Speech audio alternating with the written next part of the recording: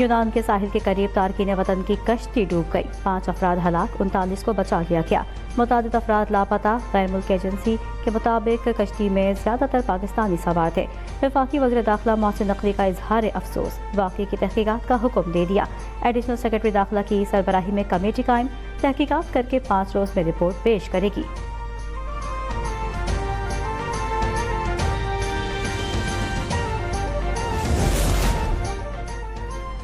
वज़ीर आला पंजाब ने चीनी कंपनियों को ऑपरेशन शुरू करने की दावत दे दी। उन्हें वन विंडो ऑपरेशन से सहूलत दी जाएगी।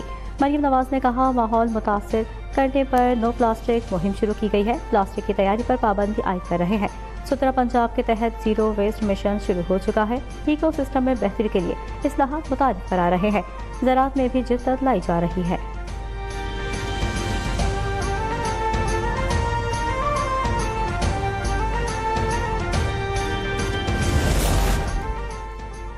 चीनी कंपनियों के लिए पंजाब मौक़े की ज़मीन है। वज़ीर आला पंजाब मरीम नवाज का चीन के शहर ग्वांगझू में खिताब। सूबे में सोलर एनर्जी, ज़राअत, सेहत, आर्टिफिशियल इंटेलिजेंस और दीगर शोबों में सरमायाकारी की दावत दे दी। मरीम नवाज ने वर्किंग ग्रुप हेल्प डेस्क कायम करने और फोकल पर्सन पर मुकर्रर करने का ऐलान कर दिया। वज़ीर आला की ज़ेर सदारत इन्वेस्टमेंट कॉन्फ्रेंस चीन और हांगकॉन्ग की 60 से ज़ायद कंपनियों ने शिरकत की।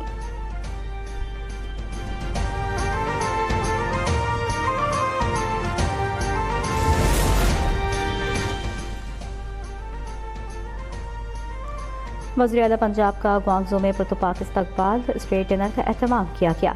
मरीम नवाज ने वाइस गवर्नर जिंगोजी से मुलाकात की। कहा, चीन के दौरे पर बहुत कुछ सीखने को मिला। यकीन है हमारे सूबे के अवाम इससे पूरी तरह मुस्तफीद होंगे। वाइस गवर्नर ने अवाम की फलाह व बहबूद के लिए मरीम नवाज की काविशें काबिल तारीफ करार दी।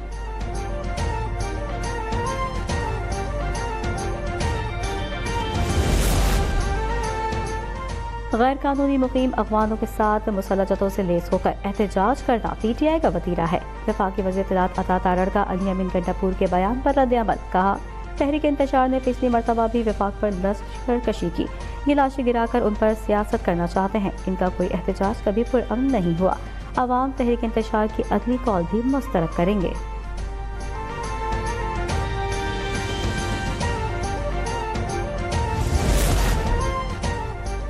मुज़ाकरात के लिए शर्त नहीं मुतालबात रखे हैं। बहुत हो गया, अब मुल्क बेहतरी की तरफ बढ़ना चाहिए। चेयरमैन PTI बैरिस्टर गौहर की वजाहत। उन्होंने कहा, इससे पहले भी बातचीत हुई थी मगर एक स्टेज पर राब्ता खत्म हो गया।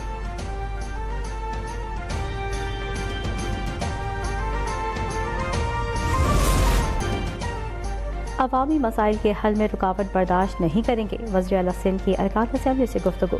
मुराद अली शाह ने कहा, अवाम का तहफ़्फ़ुज़ हुकूमत का अवलीन फ़र्ज़ है। अमन के लिए पुलिस ने बेहतरीन किरदार अदा किया।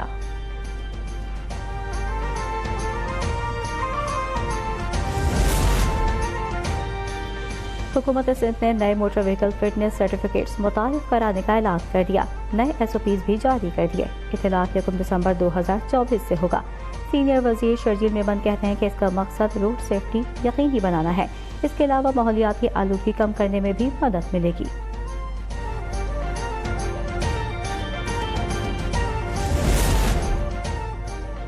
चीन से सरमायाकार आ रहे हैं। सिंध में बहुत मौके हैं। एक्सपोर्ट प्रोसेसिंग जोन में बहुत सी इंडस्ट्रीज आ रही हैं। सूबाई वजीर नासिर शाह की गुफ्तगू। कहा, गैर मुल्कियों से मुकाबले सूदमंद साबित होंगे। रोजगार के जराए बढ़ रहे हैं। मुल्क बेहतरी की जानिब गामजन है। उन्होंने ब्यूटी एक्सपो पर मुंतज़मीन को मुबारकबाद भी दी।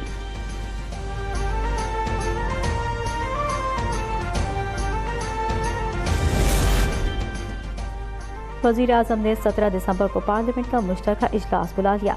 सदर आसिफ अली ज़रदारी को एडवाइस भिजवा दी गई। मदारिस की रजिस्ट्रेशन समेत 8 बिलों की मंजूरी का इम्कान। मदारिस बिल पर हुकूमत और जमात इस्लाम के दरमियान मशावरत भी जारी।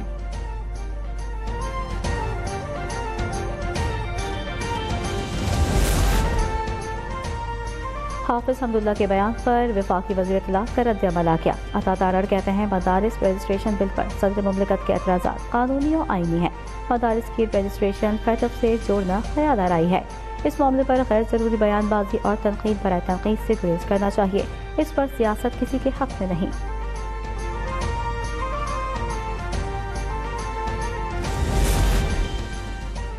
सरबरा MKM ने हुकूमत से अलर्टी का इंदिया दे दिया। खालिद मकबूल कहते हैं कि मालूम नहीं कब हुकूमत छोड़ दें। 26वीं आईनी तरमीम के वक्त मदारिस का नहीं सोचा गया। कराची के बल्दियाती इख्तियारात धोखा हैं, ऐसी जमहूरियत का कोई फायदा नहीं।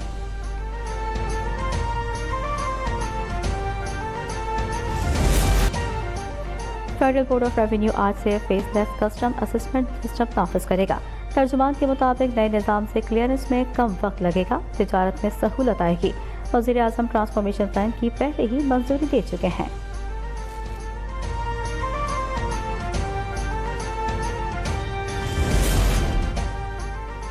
कराची में अमन के लिए सिंध हुकूमत का बड़ा इक़दाम। रेंजर्स के इख्तियारात में 90 दिन के बजाय 1 साल की तौसीह कर दी। महकमा दाखिला ने वफाकी वज़ारत दाखिला को भी आगाह कर दिया। पाकिस्तान रेंजर्स ने 9 नवंबर को खत लिखा था।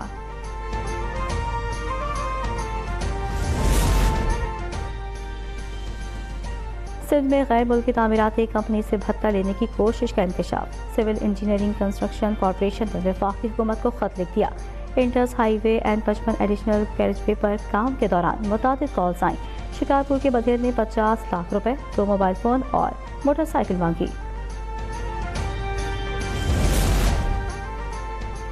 कराची में यूनिवर्सिटी रोड पर पानी की लाइन टूटने का मामला। वाटर बोर्ड ने क्रॉस कराची से 35 मिलियन रुपए हर्जाना तलब कर लिया। खत में लिखा BRT रेड लाइन प्रोजेक्ट के काम में गफलत बरती गई। बोर्ड से मुशावरत के बगैर खुदाई की गई। शहर में 70% पानी की फराहमी मुतासर हो रही है।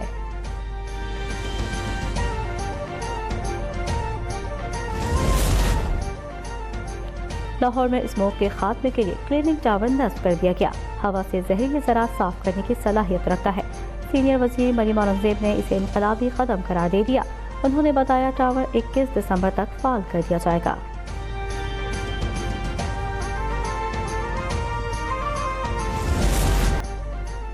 कराची में साइबेरियन हवाओं ने सर्दी बढ़ा दी। महकमा मौसमियात की शहर-ए-कायद में दर्जा हरारत मज़ीद 3 डिग्री गिरने की पेशगोई।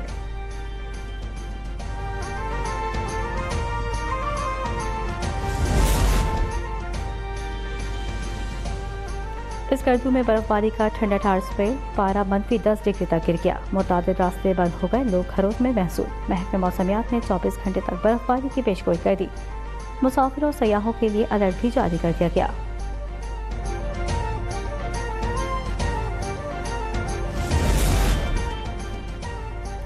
सर्दी की शिद्दत बढ़ते ही शहरियों ने फिश और सूप मार्ट का रुख कर लिया। सांभर में बगैर ऑयल और घी से तैयार करदा फिश सब्जी की मांग। लोग अजीज़ व के साथ गर्मा गर्म मछली उड़ाने में मसरूफ। टंडवाला यार में शहरी भाप उड़ाता लजीज चानी सूप पीकर सर्दी भगाने लगे।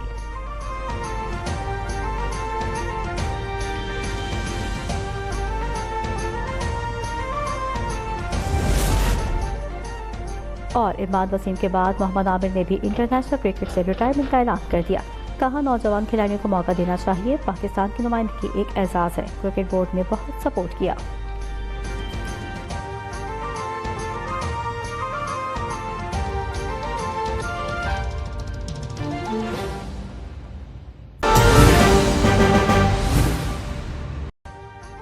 अभी सब्सक्राइब करें ताकि कोई खबर रह न जाए।